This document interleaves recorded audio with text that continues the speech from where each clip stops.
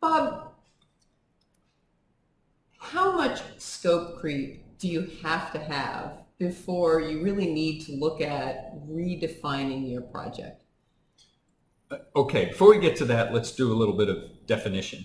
Scope creep is uncontrolled change, where people are making changes to things and there's no communication, right?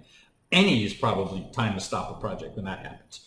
But I think what you're probably talking about are approved changes that have built up over time, and now your project direction is totally different, right? Yes. Okay.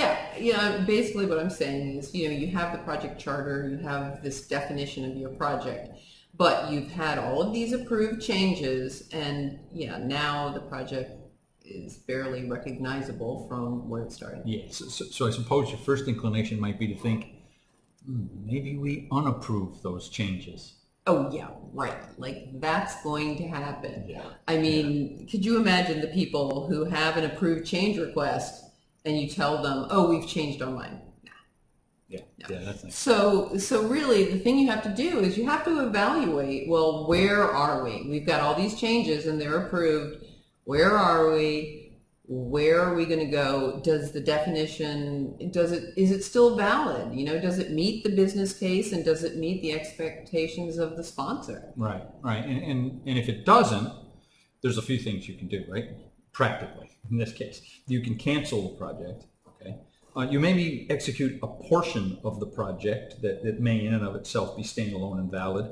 Or you take a step back and you redefine the whole project and you do a new assessment as to how you can make that fulfill a business case. Okay. Now the thing is, let's say you do that. You're going to move forward with this altered definition. Now the thing is, stakeholders conveniently forget all of these, agreements, of the things that we had before. So they're going to come back and they're going to say, well, you said you were going to be done in September, or why is the budget now $250?